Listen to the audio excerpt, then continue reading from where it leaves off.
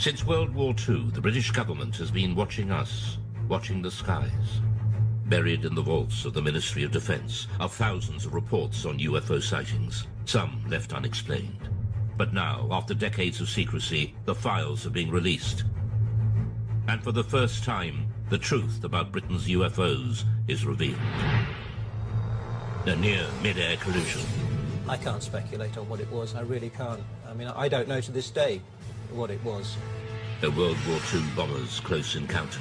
I don't talk about it too much to people, only close friends.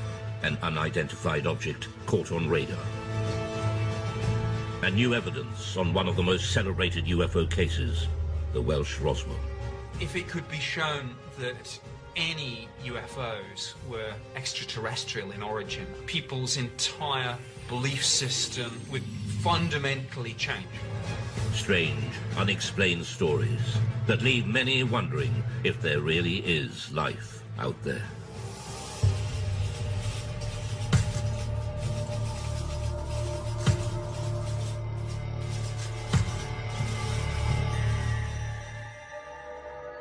What are three popular word searches on the internet? Perhaps the first two are no surprise. UFOs have an incredible hold on the popular imagination, but few myths have involved government investigations, surveillance, and cover-ups. UFOs have.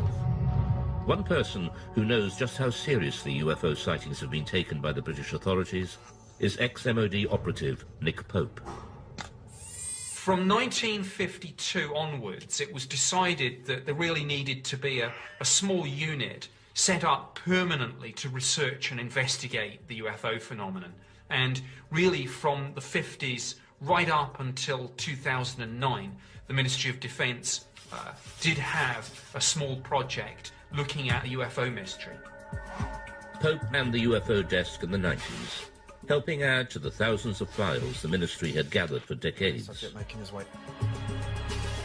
Now that they're being released from the vaults, key UFO eyewitnesses give their side of the stories.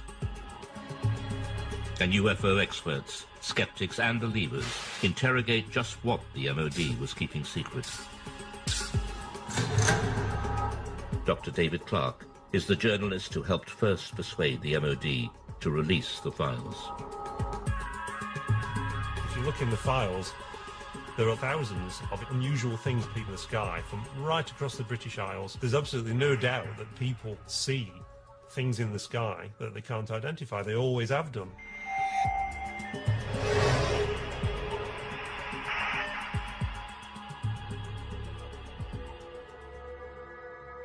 January 6th, 1995.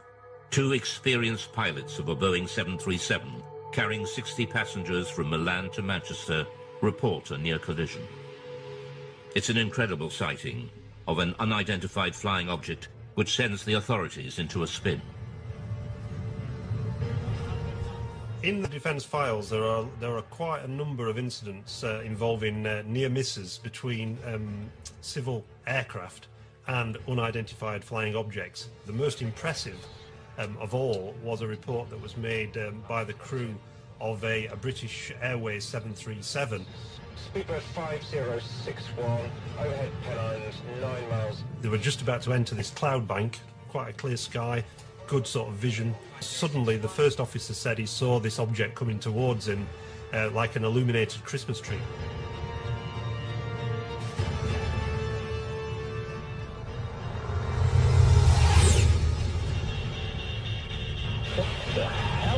It was so low in its approach and so close that he automatically ducked, thinking there was going to be a collision.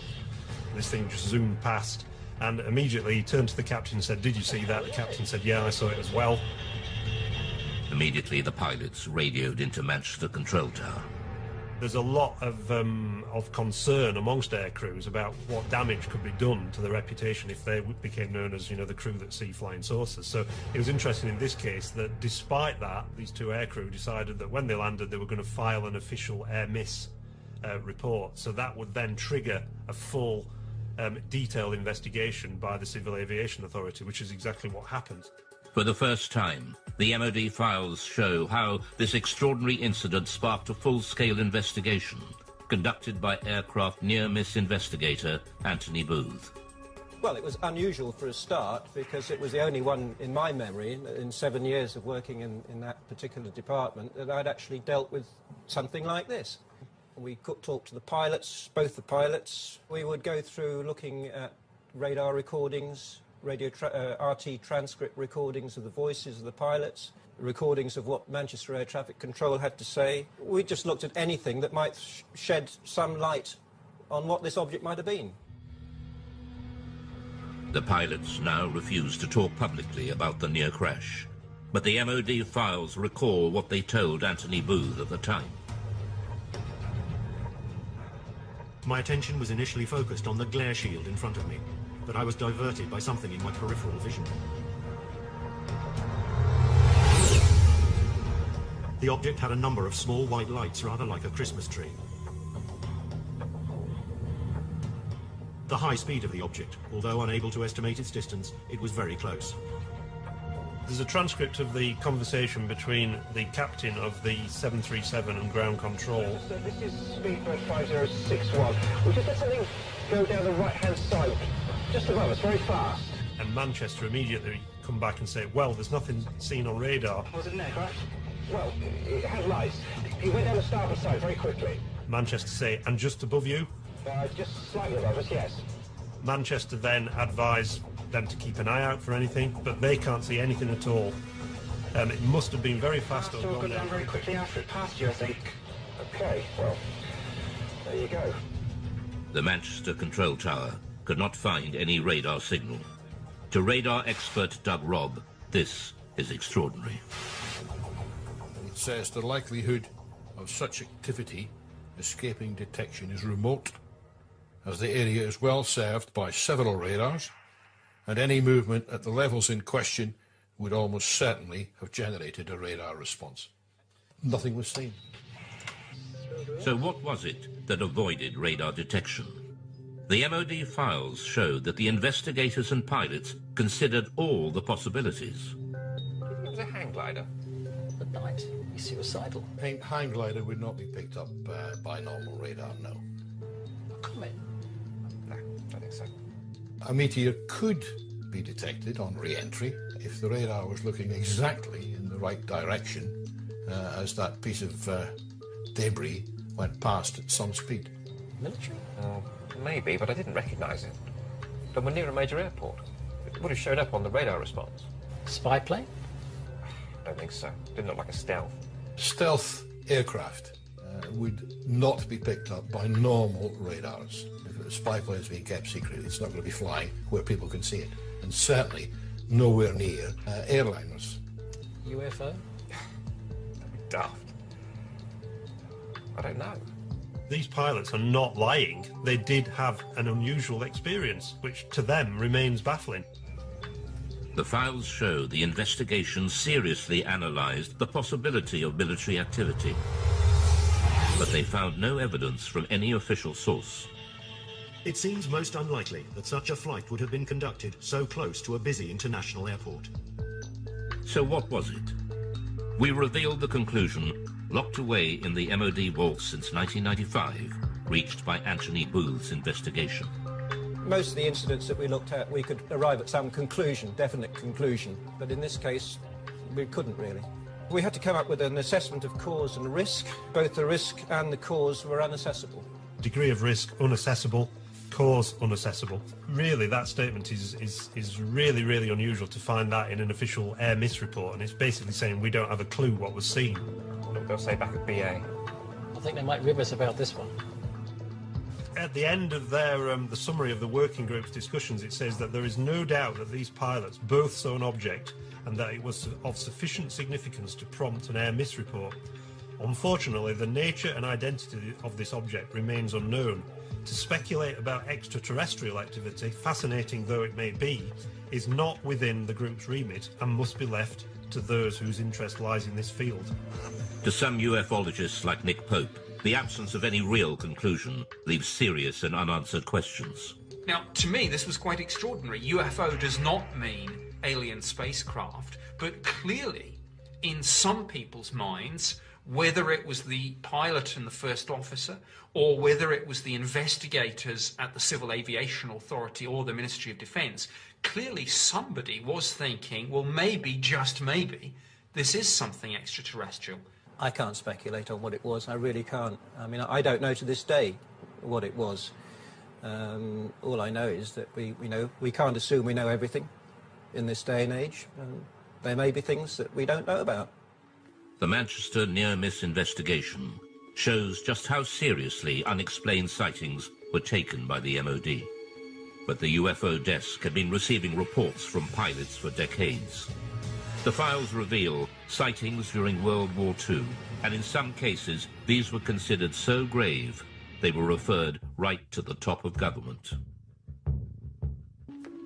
The newly released UFO files confirm what many experts suspected.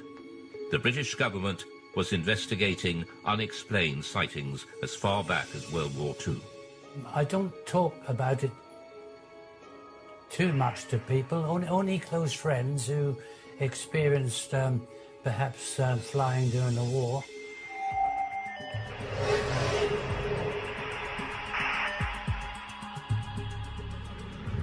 Spring 1944. Britain was engaged in heavy bombing raids over Germany. Rumours of strange, unidentified missiles were getting through to top command. Considered a threat to public morale, the MOD files reveal that the order to keep them secret came right from the top. Sightings such as the one seen by gunner Bernard Dye.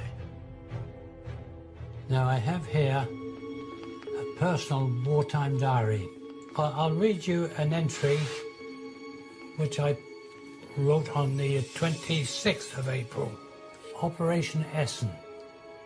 300 aircraft raided Essen. Dye then recorded the most extraordinary sight. By unidentified objects, which I describe as just red balls of fire. This is the first time Bernard Dye has spoken on television about what happened that night. We left the target area and we were heading back towards Mildenhall, our base. We were heading across France. Everything appeared to be peaceful. Suddenly I saw 3 balls of fire coming up from below and reported this to our pilot, Arthur Horton, on the intercom. A few seconds afterwards, the rear gunner, Brian Harper, he observed 2 more red balls of fire. Immediately, Arthur was a bit perturbed, and were they fighters? No, not fighters, Arthur, just balls of fire coming towards us. I said to Arthur, now, evasive action, corkscrew, starboard, go, go, go.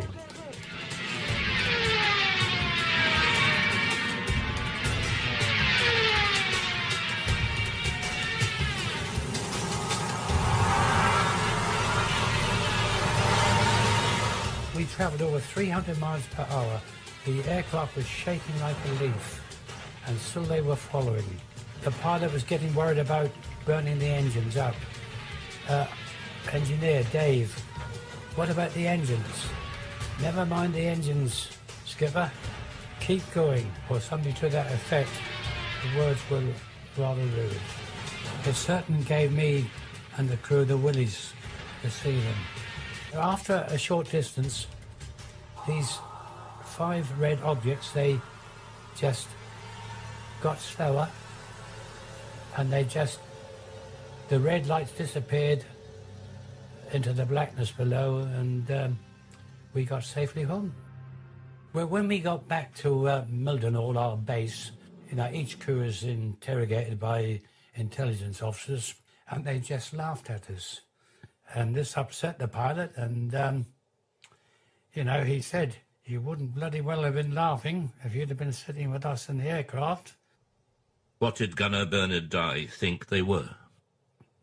Didn't know what to think, but I thought they were just a new weapon that the Germans had invented.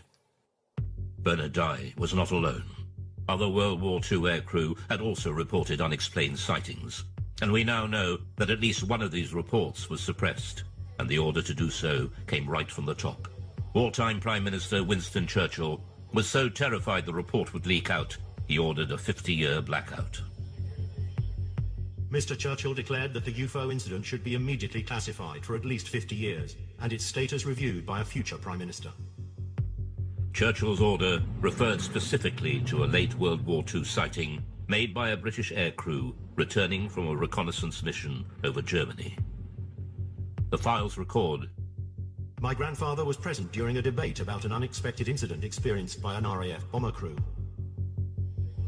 The MOD files show that the story originates from the grandson of Churchill's bodyguard, who had been present at an urgent meeting between the Prime Minister and the US commander of the Allied forces, General Eisenhower, who discussed the incident together.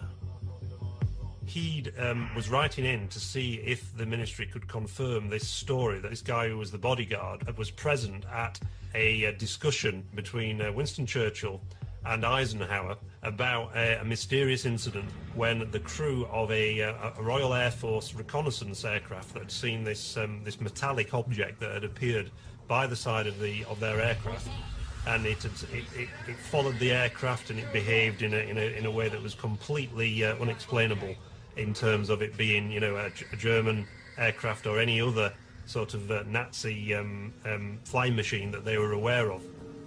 A leading aircraft expert was also at the meeting. He dismissed any possibility that it could be a missile, since a missile could not suddenly match its speed with a slower aircraft and then accelerate again. Churchill was determined this would go no further. Another person at the meeting raised the possibility of an unidentified flying object, at which point Mr. Churchill declared that the incident should be immediately classified. But the file goes further. One extraordinary line explains just how fearful Churchill was of public reaction to this UFO sighting, if it ever got out. This event should be immediately classified, since it would create mass panic amongst the general population and destroy one's belief in the church. But the files also reveal that this wasn't the first time Churchill had got embroiled in UFO sightings. In October 1912, there was sightings of mysterious lights in the sky over the dockyards at Sheerness in Essex. Winston Churchill was the First Lord of the Admiralty, and he had to look into this, and Churchill had to admit in Parliament that he couldn't explain what had been seen. The files show that even after the war, Churchill took a personal interest in unexplained sightings. In the aftermath of the sightings in Washington, D.C. in 1952, that made all the news headlines, Winston Churchill again became interested and sent a memo to the Secretary of State for Air. What does all this stuff about flying saucers amount to? What can it mean? What is the truth? Let me have a report at your convenience. Until now, Gunner Bernard Dye never knew there were other World War II sightings that Churchill wanted kept secret at such a critical time in the war. We showed him the newly released MOD file on Churchill. Well, after reading this report, it sounds, really identical to what we witnessed and saw that night. I haven't heard of this before, but it doesn't surprise me that he was told about it, because things happened during the war years, and there were other objects obviously appeared. It's interesting that during the 1940s there were a very large number of sightings reported by aircrew, and there are various Royal Air Force files at the National Archives that detail some of these reports, rocket phenomena they were described as, but they were never able to explain them. And at the end of the war, when they debriefed some of the Luftwaffe pilots, they said that they'd seen very similar things themselves, and they thought they were Allied secret weapons. So is there an explanation as to what the aircrew saw? Dave Clark has his own theory. They just thought that it was a combination of misperception on part of the aircrew. They were expecting enemy action because they were so charged up on adrenaline. UFO or not, the files show that the World War II leaders were desperate to keep such sightings away from the public. The next file reveals how, even decades later, the government was still panicking about UFOs.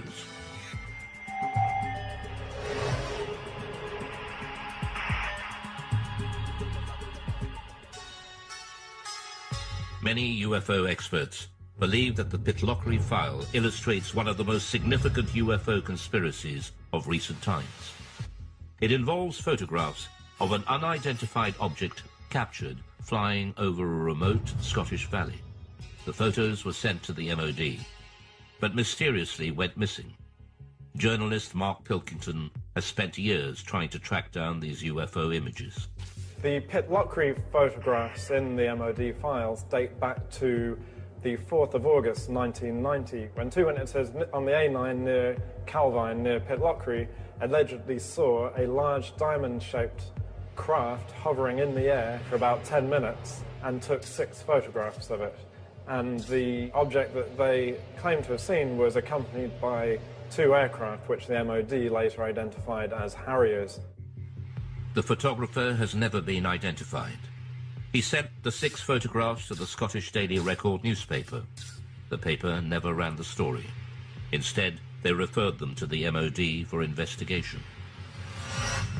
The Ministry of Defence took their own copies of the photographs, which have since disappeared. They, according to the files, sent the original negatives back to the Scottish Daily Record, which inexplicably never ran a story on the subject and never published the photographs, and presumably returned them to the 2 men whose names have been removed from the file, so we can't ask the 2 men. So mystery piled upon mystery. All that remains in the files is a photocopy of the alleged photographs. Ufologists later mocked up this photo of what was seen. But Nick Pope dealt with the original photos and file when he worked behind the MOD desk. Both the Defence Intelligence Staff and the Joint Air Reconnaissance Intelligence Centre analysed this very carefully, and the consensus was clear on this. This was a real object. It was maybe 25, 30 metres in diameter. I sat down with my opposite number from the Defence Intelligence Staff at a briefing about UFOs. We discussed this photograph extensively. This was something that was of defence interest, because clearly it could do something that we couldn't, and we wanted that technology. The MOD was determined to play down the incident. There's an interesting briefing by the Ministry of Defence press office on defensive lines to take if these photographs made it into the newspapers, and they were asked questions about this. And there's a list that basically says that we have looked at the photographs and no definitive conclusions have been reached regarding the large diamond-shaped object. And if they were pressed by the media, they were told to say all sighting reports received by the Ministry are referred to the staff in the departments which are responsible for the air defence of the UK. During his time with the Ministry, Pope had a blown-up copy of the photograph on his office wall until it was personally taken down by his superior. One suggestion was that this was a secret prototype American spy plane. My head of division convinced himself that this probably was some secret aircraft or drone, and he ordered that this be removed. We know from the files that there was a lot of internal discussion about, were the Americans flying this incredible spy plane, and if so, why had they not asked for permission, for this thing to fly through British airspace? Journalist Mark Pilkington believes that events at the time could well have influenced what people thought they had seen. This was just 2 days after the first Gulf War had broken out, and there were certainly great deployments of aircraft towards the Middle East, and the UK was a kind of sort of stop-off point and a sort of launch pad for a lot of those aircraft. The MOD were clearly worried about public reaction, just as Churchill had been 4 decades earlier. So was there a cover-up by the MOD over the mysterious Pitlochry photographs? There's a possibility that the Ministry of Defence destroyed these images, possibly because they thought that they were some American spy plane that they'd rather we didn't know about, or maybe if this thing genuinely remained unexplained, because we simply didn't want the embarrassment of saying that there might be things in our airspace with speeds and manoeuvres that exceed everything that we've got, and yet which remain unexplained. However, all we're basing this on, we should make clear, is a very grainy, fuzzy black and white image that, for all I know, could have been drawn by a child with crayons. Mark Pilkington is still looking for the real Pitlochry photographs to find out just what did put Britain's defences to the test. But 6 years later, on Britain's east coast, another UFO sighting sparks off a full-scale military investigation and a direct challenge to the Secretary of State for Defence. In 1996, the Ministry of Defence was drawn into a serious breach of UK defences by a UFO over East Anglia. MOD files reveal it not only involved the police, Coast Guard and RAF, but a call to the Defence Secretary to scramble jet fighters. I'm very concerned about an incident that occurred off the East Anglian coast recently involving a visual unidentified flying craft sighting that was correlated by various different military radar systems. Why weren't our jets scrambled? It was one of the biggest UFO scares ever. And it all started one quiet October night on the East Coast.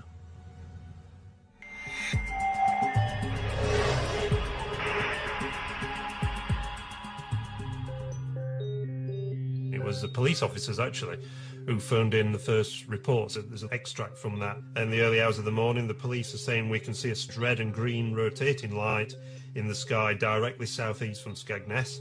It looks to be high in the sky directly over the Wash.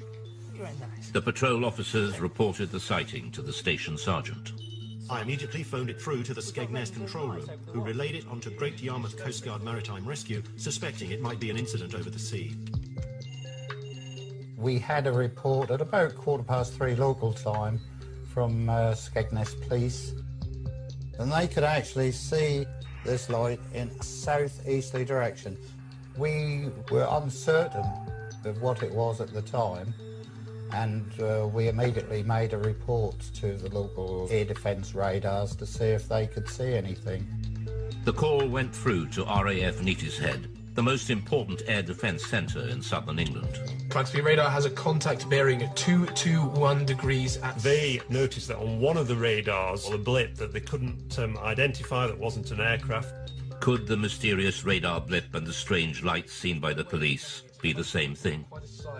Panic calls from the public started to come in. No, I don't think they're invading. A call was put out to shipping to keep a lookout for unidentified lights. Then a tanker came back. The vessel at sea was the Connor Coast, and she was in much this sort of area. At 3:50 a.m., Patrol Officer P.C. Leyland rushed onto the police station roof to video the strange lights and managed to capture 5 minutes of footage now showing a single stationary white light. News of the sighting spread quickly through the UFO grapevine. The transcript of the conversation between the Coast Guard and the police and the trawler crew was leaked to the local news, and it suddenly became this huge UFO incident that got to the attention of the local MP. The sighting gathered such momentum, even local Labour MP Martin Redmond got embroiled and started asking difficult questions. Martin Redmond said, look, you've got police officers seeing UFOs, you've got Royal Air Force officers tracking them on radar, and yet you don't even get the aircraft in the air to take a look at this thing. Here's a copy of the letter that Martin Redmond MP sent to the Right Honourable Michael Portillo, Secretary of State for Defence, and he says, I'm very concerned about an incident that occurred off the East Anglian coast recently involving a visual unidentified flying craft sighting, which was correlated by various different military radar systems. While I'm interested in finding out what was seen, my primary concern stems from the absolute shambles that such an event seemed to cause. So he's really sort of having a go at the Ministry of Defence and saying, you know, why didn't you react to this? What are the RAF doing? So this really stung the RAF. The files reveal a picture of chaos. The letter sparked off an MOD investigation to explain the RAF's resistance. Doug Robb was operations manager on the night. We showed him the MOD findings. He wasn't surprised by the conclusions. This diagram is the radar plots over Boston on that night. And in summary, it shows that Claxby picked up the object, but it didn't move, and it was on land. And after investigation, it was decided that it was the church tower, the Boston Stump, as it's known. The files were certain this was the culprit. The church is known in aviation circles as the Boston Stump and appears occasionally on some radars in certain radar propagation conditions. They said that this was a completely separate phenomenon to the bright stationary lights that had been seen by the police from Boston and Skegness and by the tanker crew. The report concluded there was no justification to order the scramble of RAF fighters, much to the chagrin of the local MP, Martin Redmond. You'd scramble for a high-speed incoming aircraft 200 miles away, but you're not going to scramble aircraft for a fixed object on land. I mean, what's the threat? If what the radar picked up was indeed a church, what then were the mysterious lights seen by the police and the tanker crew? The MOD scrutinized the police video footage. It suggests a distant celestial source. The MOD sent the footage onto the Royal Greenwich Observatory for analysis. Their report has been kept buried since 1996 in the MOD files. UFO and astronomy expert Ian Ridpath was shown their conclusions and the police video. If you look at the police video, you can see it's just a bright dot of light, just sitting there, not appearing to do anything. So, to me, this shows that even the most impeccable witnesses can actually make what is really a basic mistake, which is just misidentifying bright celestial objects. Well, the most common culprit is the planet Venus. In fact, it's called the Queen of the UFOs, and this is because it's the brightest object in the night sky after the sun and the moon, which could have been what the police were seeing. He also believes there's an explanation for the colours of the lights. When the camera zooms in, very often the camera will completely lose focus, and you can actually see some odd shape to the light, which is actually the diaphragm of the camera. But this doesn't explain what the tanker crew observed. The MOD investigation found that they saw a light coming from a different direction to Venus, and they were baffled. These lights remain unexplained. But expert Ian Ridpath believes there is an answer. The object that the tanker saw to the north, I think, was another bright star called Vega, which is also just appearing to twinkle and flash multicolored lights. UFO expert and skeptic Dave Clark believes there is a reason why this escalated into such a major incident. This happened in 1996, which was the very height of the popularity of the X-Files series on TV. It was the biggest sort of year, the 1996-97, in terms of number of reports they received since 1978. So is this case closed for East Anglia? Or will more mystery emerge, just as it has, with one of Britain's most celebrated cases that refuses to go away, the Welsh Roswell?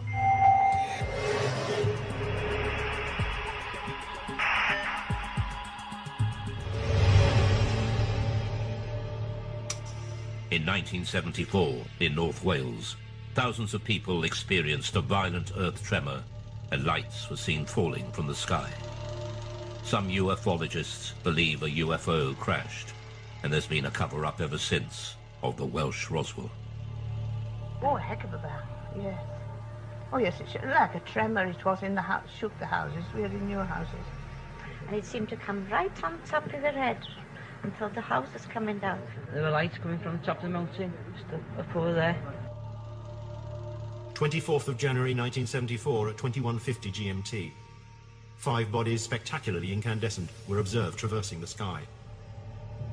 New information has been revealed that opens the mystery further. Named as one of the main witnesses in the Berwyn incident is Hugh Lloyd, then a 14-year-old farmer's son. Just after 8:30 p.m., Hugh's family felt the massive earth tremor. It was a frightening experience. Almost 40 years on, Hugh still remembers that day as if it were yesterday. It was like this thud, and straight away the whole place started shaking very violently. The light flickered and the lights in the picture on television, snow on the screen. But we were all frightened. We didn't have a clue what it was. And Enoch said it must be an explosion, and then the phone started ringing. Hello? Like neighbours, phoning to ask, did you feel that? And then roughly about 20 minutes, there was a knock on the door. And there was a police officer there. And he said, we've had reports there's a plane crash that's come down on the Berwyn, and we'd like to commandeer your Land Rover to go up there. Me being 14, I said, well, Enoch, you better drive it.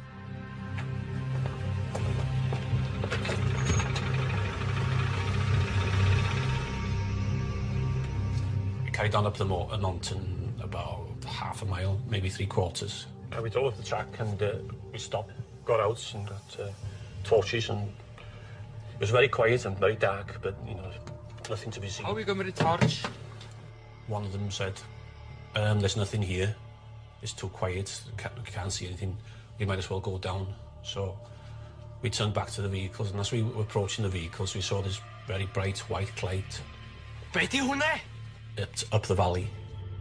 Just behind those trees there, up to the left in the valley between those two mountains.